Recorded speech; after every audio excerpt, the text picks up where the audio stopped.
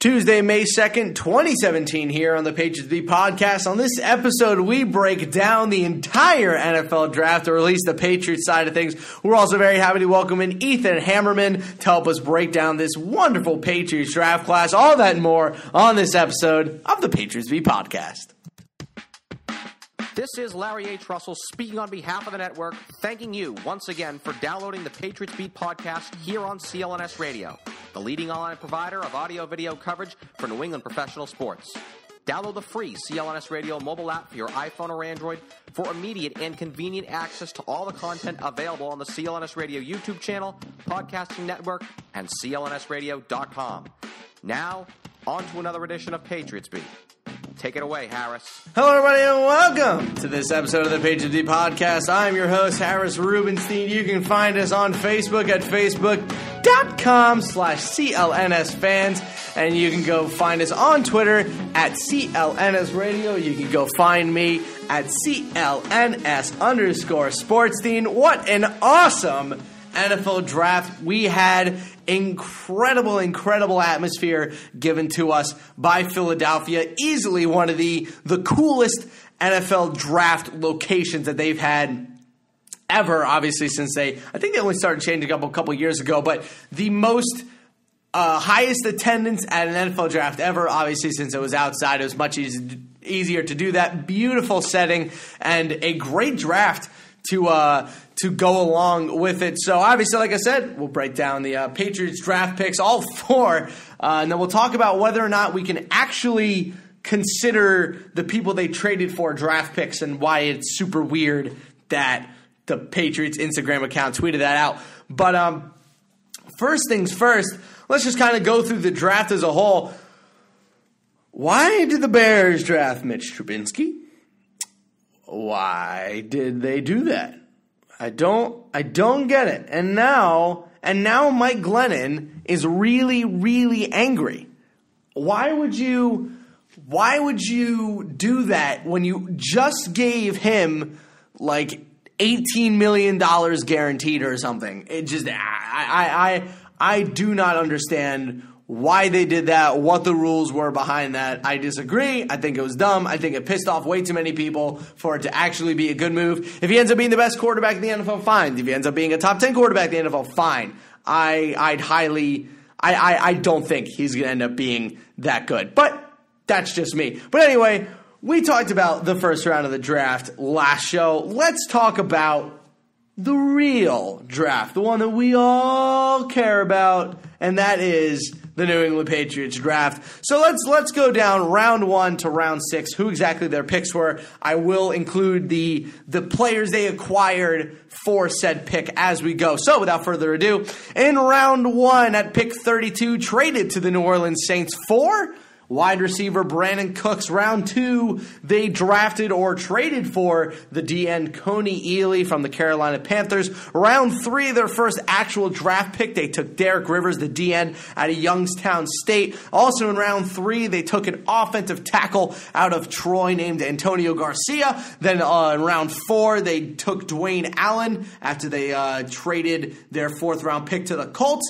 Also in round 4, they drafted Dietrich Wise Jr., D-end out of Arkansas. Round 5, they gave their 5th round pick to the Bills because they signed Mike Gillislee as a restricted free agent. Also in round 5, they traded for tight end James O'Shaughnessy, who they acquired from the Chiefs. And then in round 6, they drafted Connor McDermott, an offensive lineman out of UCLA. Go UCLA. So first things first, congratulations to the New England Patriots because they had 3 holes, that they needed to fill going into this draft. They needed another pass rusher. I've been banging the drum for a new pass rusher the entire offseason. They needed a D-end opposite Trey Flowers. Ninkovich isn't going to cut anymore, and they got their guy, Derek Rivers, what Ethan Hammerman, who will be on later, calls who he should have 100% been a first-round pick, but I find it hard to believe that anyone from Youngstown State was ever going to be a first-round pick, But I don't mind it. I think Derek Rivers should have at least been in early, too. I think they got a real steal in the middle of the third round with Derek Rivers. I think he's going to be a very talented player. Youngstown State, they had him in for a private workout. They had him in for a visit. They did the whole bigamabob with him. We'll have Ethan on later to give you more of his what's the word I'm looking for? His tools and his abilities, his athleticism, and his measurables and all that jazz. We'll have Ethan go through all that stuff for you. And then we have Antonio Garcia, the offensive tackle out of Troy. This guy I love. I don't care if he went to Troy. He has not statistically given up a sack since his second game of his junior season. He went his entire senior season of collegiate football. I don't care what conference he's in. He went his entire collegiate season without giving up a sack. So, ladies and gentlemen, please welcome Antonio Garcia, your eventual replacement for Nate Solder. I think Solder is unfortunately on the way out. I think Antonio Garcia is the guy they chose to replace him. He has all the intangibles you want out of left tackle. I believe they drafted Nate Solder the year after Matt Light retires. I think with Antonio Garcia, they're trying to be a little bit more upfront about what they want out of that position. I think Nate Solder, he's very good, but I think they want to go in another direction. I don't think they're going to want to pay him the amount of money he's going to want. Then Dietrich Wise. I like Dietrich Wise. I think he's a pretty decent pick. The one problem I have, I don't think he's a very good pass rusher. I think he'll be a very good run stopper on the end. I think he can set an edge. I think he's athletic. I think he's strong, but I don't think he has enough moves on the outside to be a good, consistent pass rusher. Now, I could be totally wrong, and he could adjust over time. Of course, he's going to develop, but I think coming in, he's not going to be a big factor in the pass games or in the pass rush game. So we'll see what happens with Dietrich Wise. Obviously, a good Trey Flowers. Yeah, obviously a good buddy of Trey Flowers. They both went to Arkansas together, so maybe there's a little connection there. We'll see. We'll see indeed. And then they took Connor McDermott, who a lot of people had mocked as like a first-round pick last year. He drops all the way to the 6th. I think he'll end up being a swing tackle. I don't know if his chances of making the team are that high. He's not what I'd call a great college prospect, but he could be okay. We'll see what happens with Connor McDermott. But overall, 2 DNs, 2 offensive linemen. They trade for a wide receiver. They trade for another DN. They trade for 2 tight ends, and they get a running back. James O'Shaughnessy, a guy they got in the 5th round from the Chiefs for a 5th-round pick when they trade. A very good special teams player. Ethan compares him a little bit more to Dwayne Allen. I think they should have maybe just taken Jake Butt, but Ethan makes a good point later that they do have Matt Langle waiting in the wings, who apparently they like a pretty good amount. So we should maybe see Matt Langle have an increased role next year. Obviously, he had that very cool touchdown in it was either the playoffs or late in the year. It was just I remember Matt Langle scoring a touchdown, and all of Twitter freaked out about that, which was awesome. So we're going to take a quick break. When we come back, we're going to break down some of the undrafted free agents, as well as going over a little bit more. We're going to go a little bit more over this current draft class, but we're going to take a quick break, and then we'll be right back. It's a new year, which means a fresh start for your business, and a great year starts with making great hires. But posting your job in one place isn't enough to find quality candidates. If you want to find the perfect hire, you just need to post your job on all the top job sites, and now you can. With ZipRecruiter, you can jumpstart your hiring in 2017. Post your job to 200-plus job sites, including social media networks like Facebook and Twitter, all with a single click. Find candidates in any city or industry nationwide. Just post once and watch your qualified candidates roll into ZipRecruiter's easy-to-use interface. No juggling emails or calls to your office. Quickly screen candidates, rate them, and hire the right person fast. Find out today why ZipRecruiter has been used by over 1 million businesses. And right now, my listeners can post job on ZipRecruiter for free by going to ZipRecruiter.com/sportsfan. That's ZipRecruiter.com/sportsfan. So one more time, try it for free. Go to ZipRecruiter.com/SPORTSFAN.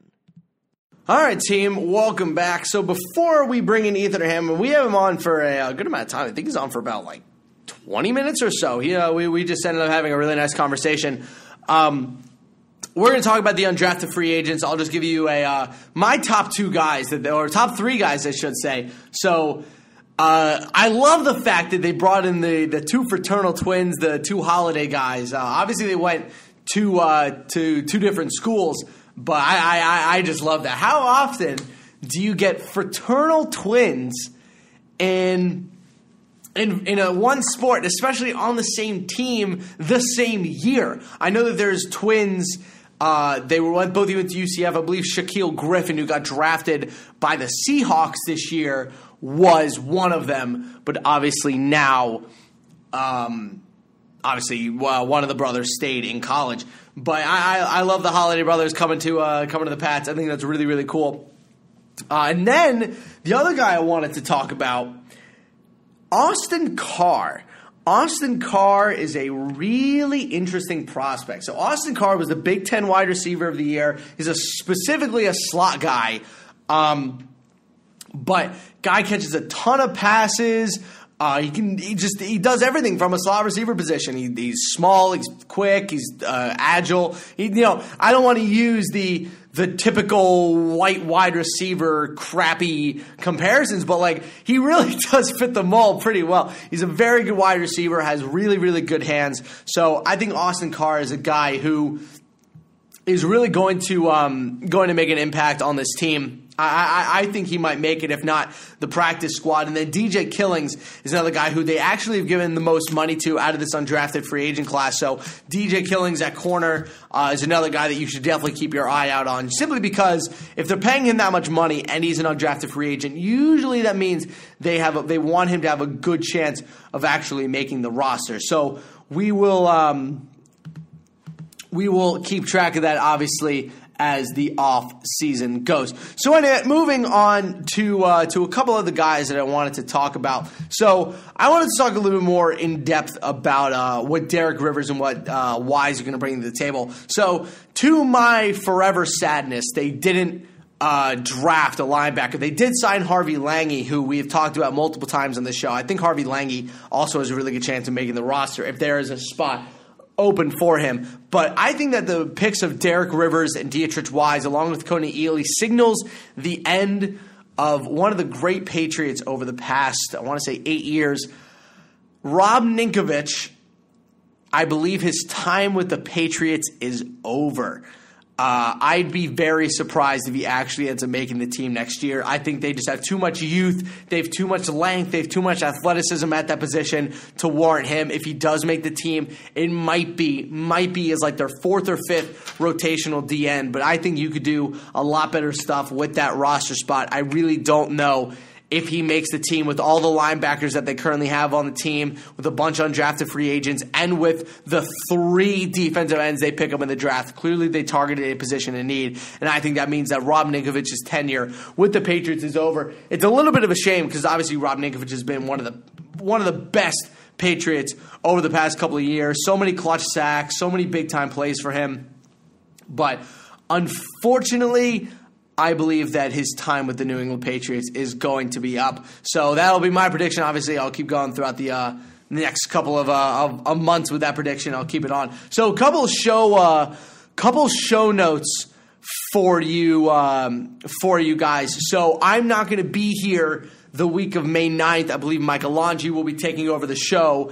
And then I will be gone from May 20th to May 30th. So again, I believe Mike Alonji will be doing the show. I will be doing the show this Friday, and then the show the week after.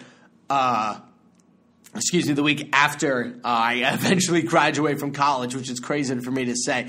But yeah, without further ado, let's bring in Ethan Hammerman, just because we had him on for so long, and I think he'll bring a lot more information to the table. And I think you guys are looking for. So without further ado, let's welcome in Ethan Hammerman, a writer for Pat's Pulpit and one of my favorite personal Twitter follows.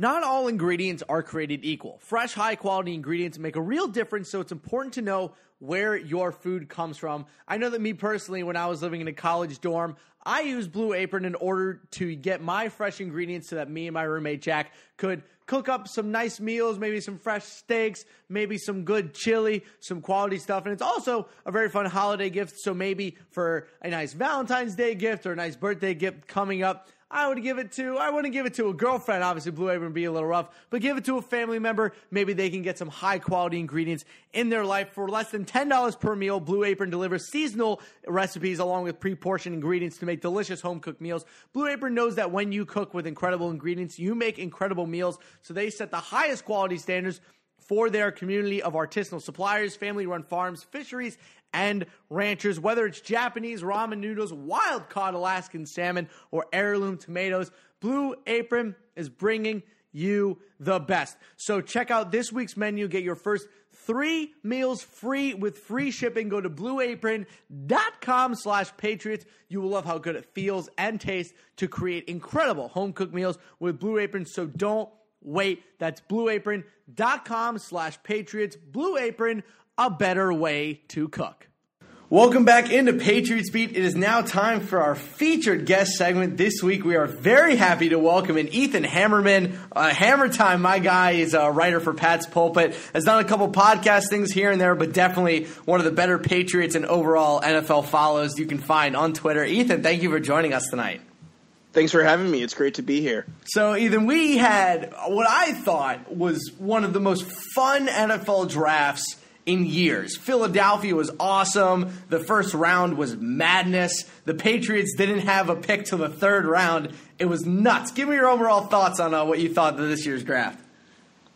I think the story of the draft is how teams valued offensive playmakers. You see teams trading up for Pat Mahomes, for Deshaun Watson, for Mitch Trubisky, 3 receivers going in the top 10. That was very surprising to me, and it really does seem that teams are realizing that they need to have big play guys on offense or they're not going to be able to survive.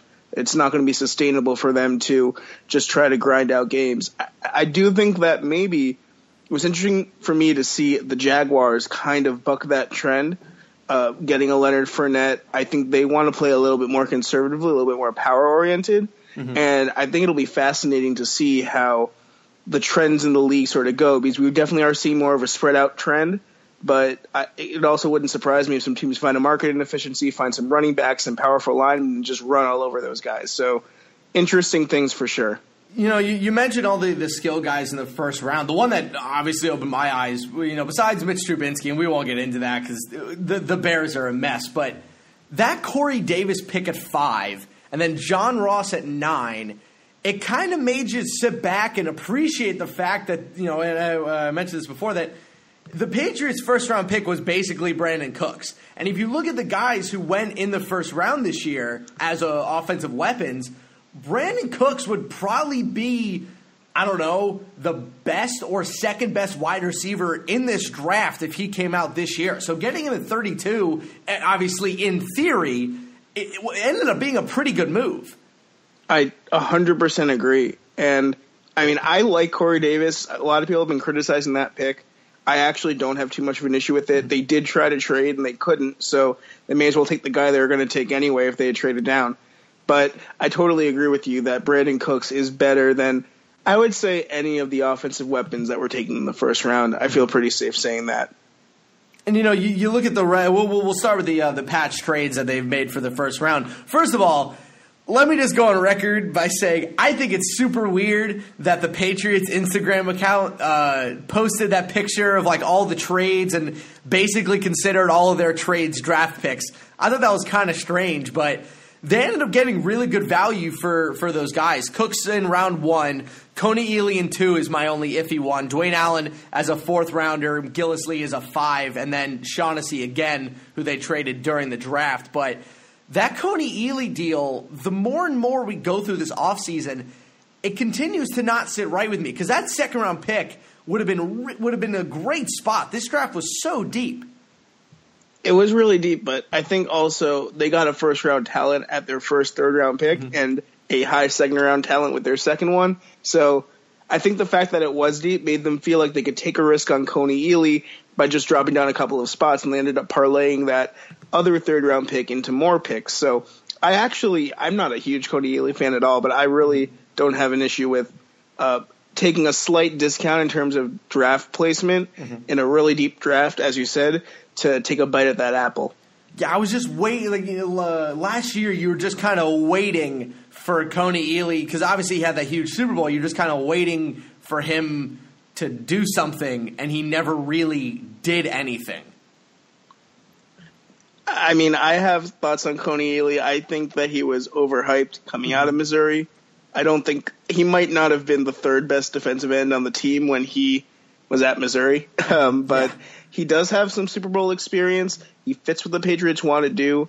I think that he's someone who can stunt really well. He's good against the run, and he's worth a shot, especially because they only dropped down like 8 picks in the draft in order to take a shot at him. So I think that I still stand by that deal, even if I'm not the biggest Coney Ealy fan. Well, it is also interesting that with that pick that they took Derek Rivers, a guy that, they've been connected to Derek Rivers this entire offseason. I'm pretty sure they came in for an official visit and then a private workout, and they've had their eyes on him for a while. And if you look at Coney Ealy and Derek Rivers, they're very, very similar players in size. I think Derek Rivers maybe needs to add a little bit of weight, as does Dietrich Wise, but we'll get to him later. What do you think of Derek Rivers? I think it was a great pick. I live in draft Twitter, and no one thought he was going to make it out of the first round in draft Twitter. This is someone who, and I actually kind of did, I had some guys either at his level or slightly higher, but still, at the end of the third round, to get a guy who was dominant at the Senior Bowl, who has elite physical measurables. His best physical comparison is Ryan Kerrigan on the Redskins. Nice. He's a great, great player. And I really think that they got a steal in Derek Rivers. They got a first-round value in the middle of round 3. Mm-hmm. And that's something that happened in this draft class because all the quarterbacks drove everyone up, and then there was a lot of depth on the defensive line.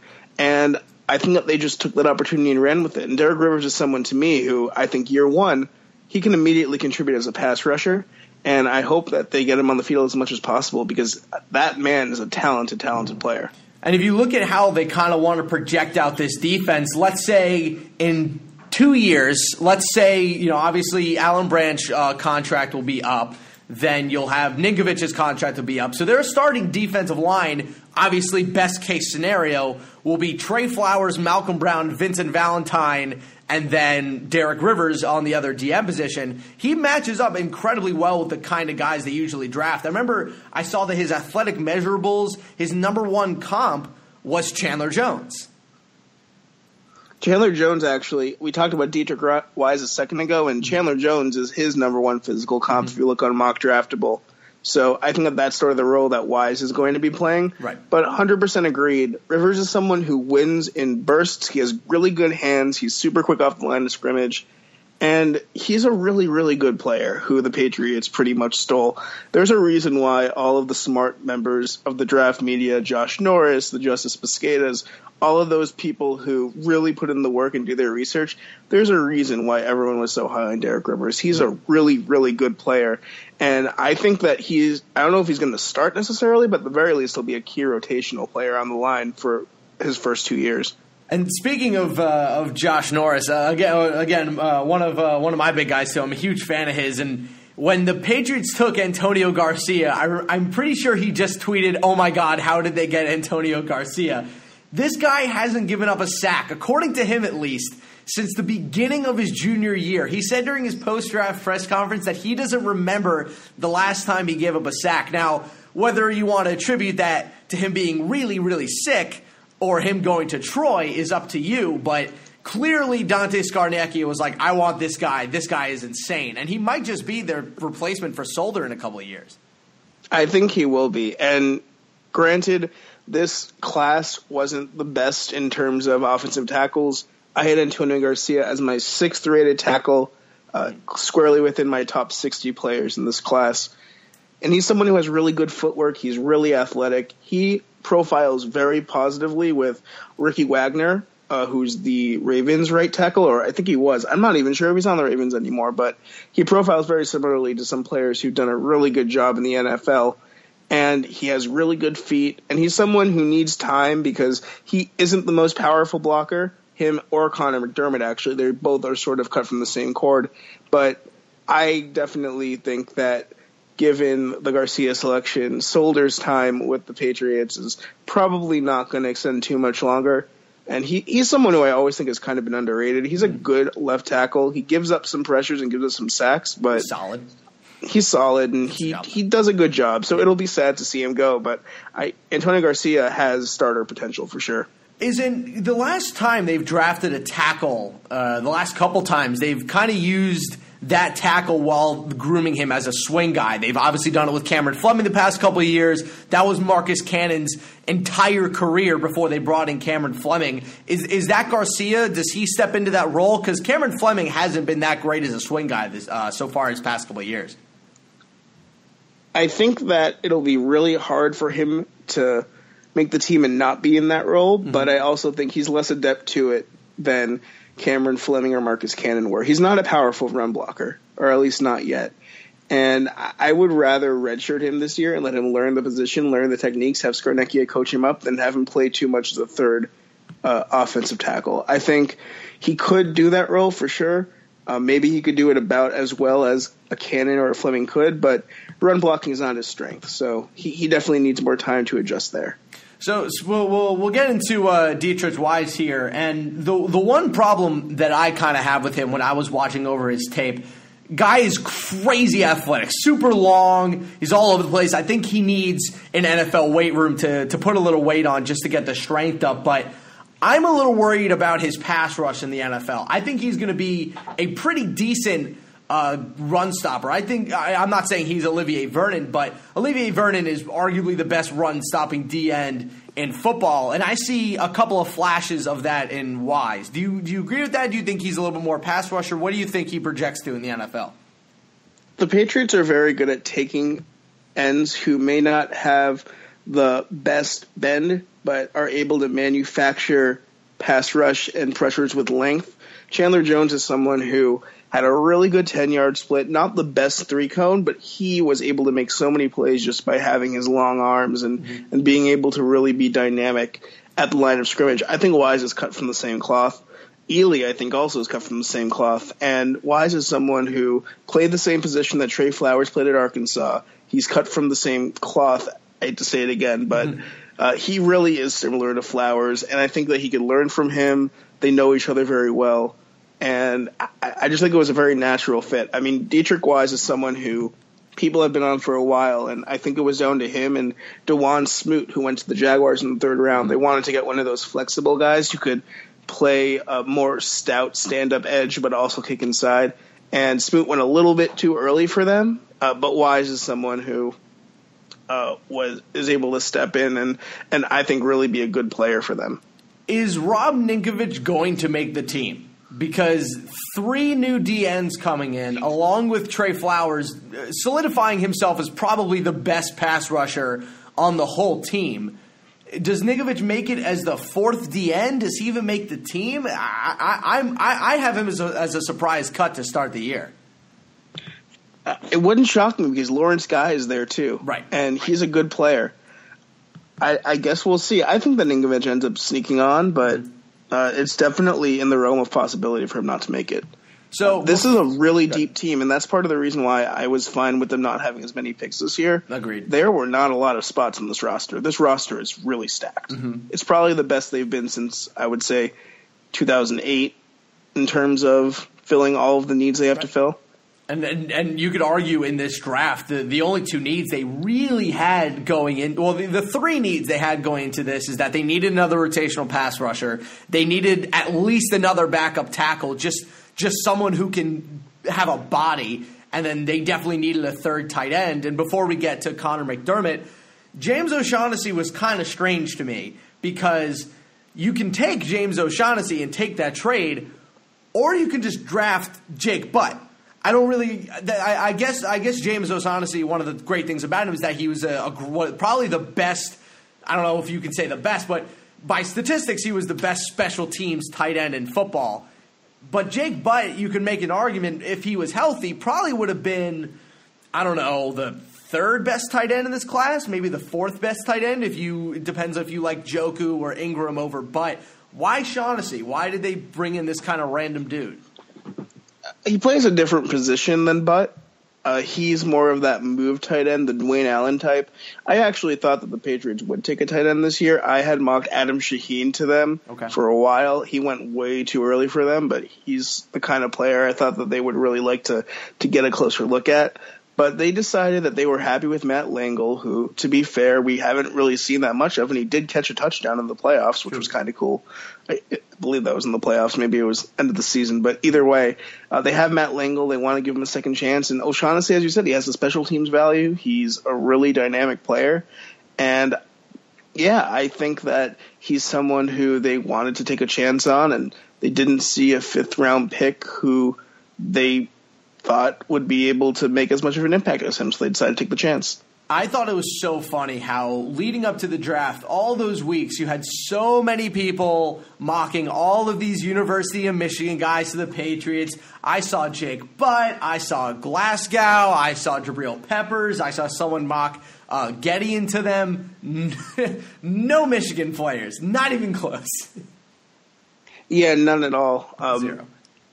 Granted, maybe they'll end up going back to that, but it seems like the schools that the Patriots are really targeting right now are Arkansas and just generally like some of these more cutthroat, hard-nosed schools like Bo Pelini at Youngstown State. He has quite the program there, and they prioritized that when they were making a pick. It was specifically mentioned in Belichick's press conference. So I think that while they're always looking to work angles and they definitely aren't averse to go into any school to find talent, they still have their favorites. Right. One thing I want to keep an eye on is if they go back to the Ohio State well, because I don't know if Belichick has a relationship with Urban Meyer anymore. Really? So, because obviously he did in Florida. What happened in 2011.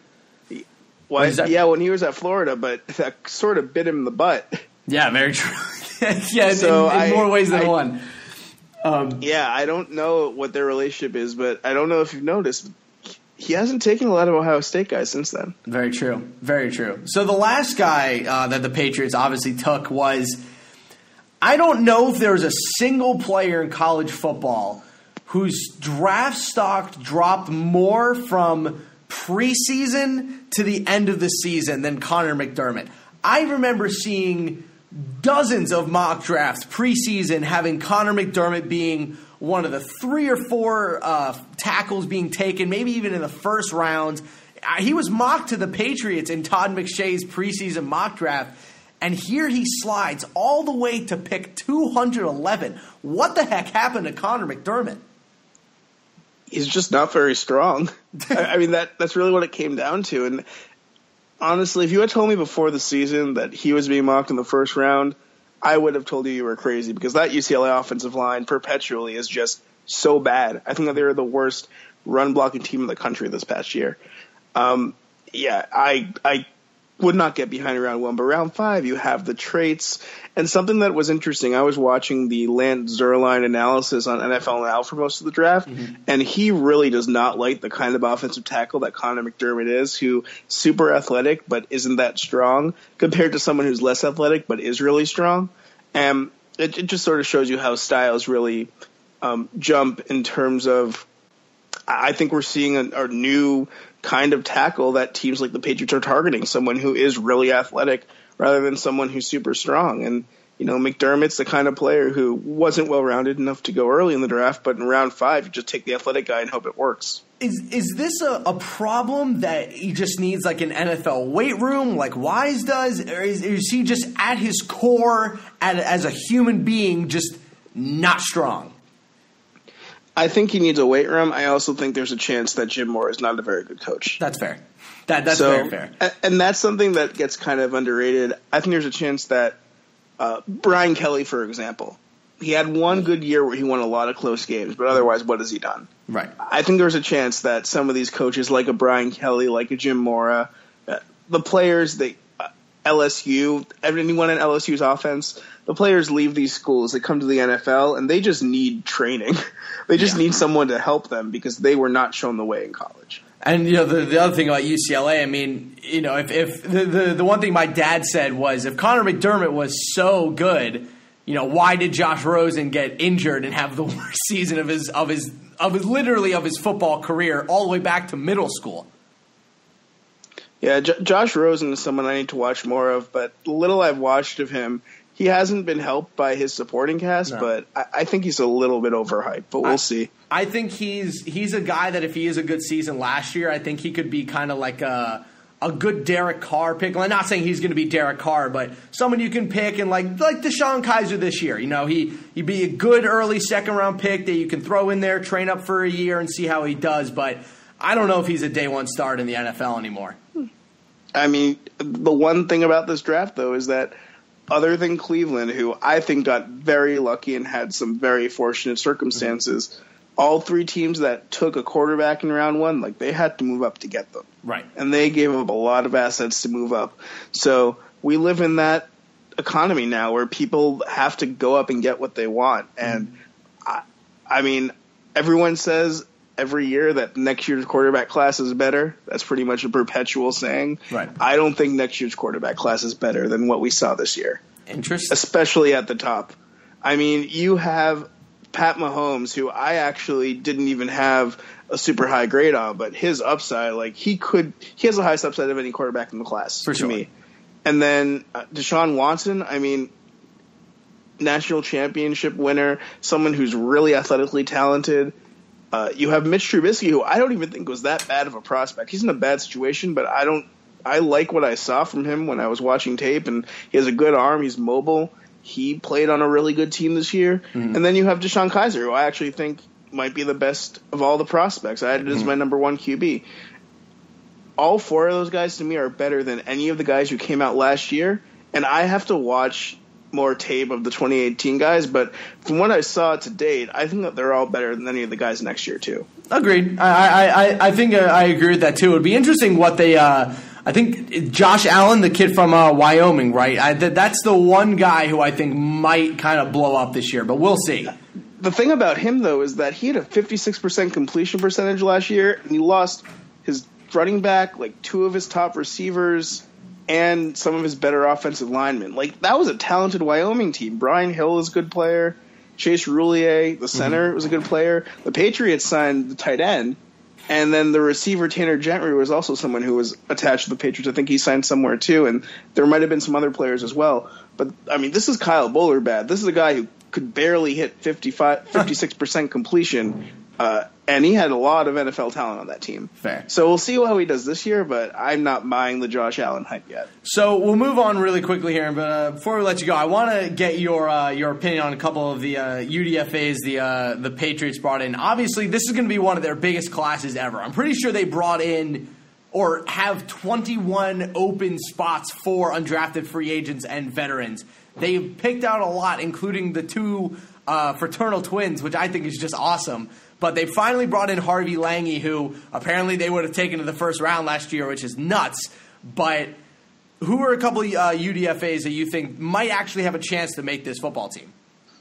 I have so many thoughts on this UDFA class. It's a great class. Nice. This is a very interesting class of UDFAs. I'm with you on the twins. I think the fact that they're twins is amazing, and I hope they both make the team, even though I don't think they will.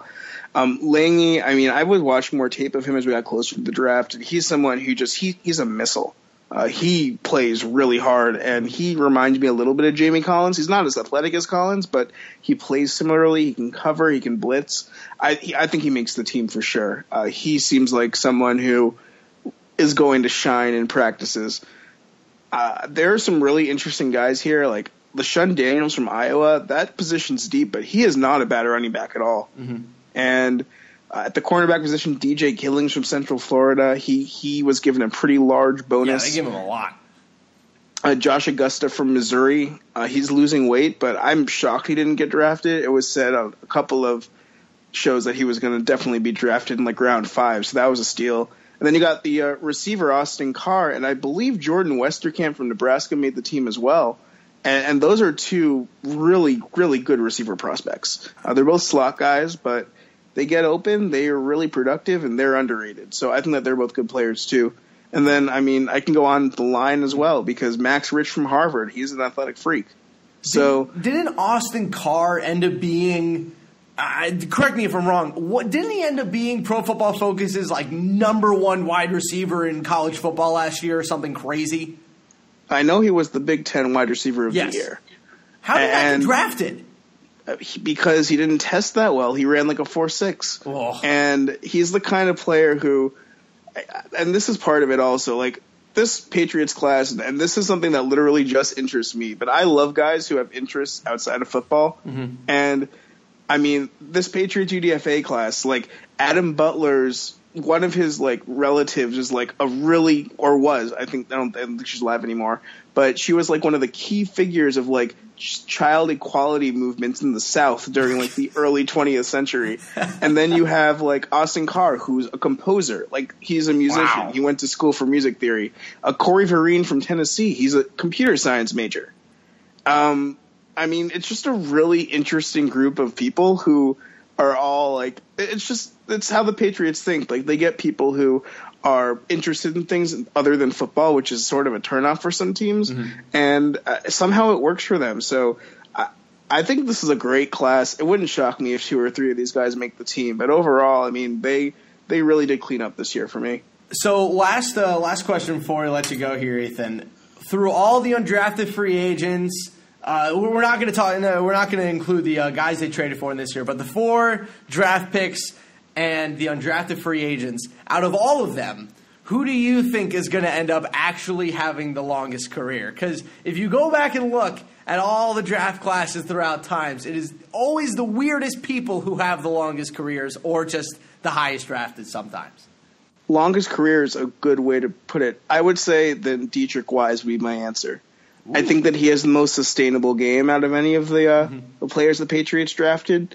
And, I mean, he wins with athleticism, but he also has the strength to grow into that length as he gets older. And he's not necessarily – he's going to lose a step maybe, but he'll still be able to find that savvy to be able to hold an anchor and be able to contribute to a team, whereas Derek Rivers is predicated more on explosiveness. So I would say Dietrich Wise will have the longest career. But I think overall this is a great draft class. They did a really good job. Wonderful. Well, Ethan, thank you so much for joining us. Sorry we kept you for a little bit longer than I said, but you just kept giving us so much good stuff. We couldn't let you go. It's a running theme. I always run along with my spots. But hey, totally fine thank you so much. It was great to be here. Awesome. Thanks, Ethan. All right.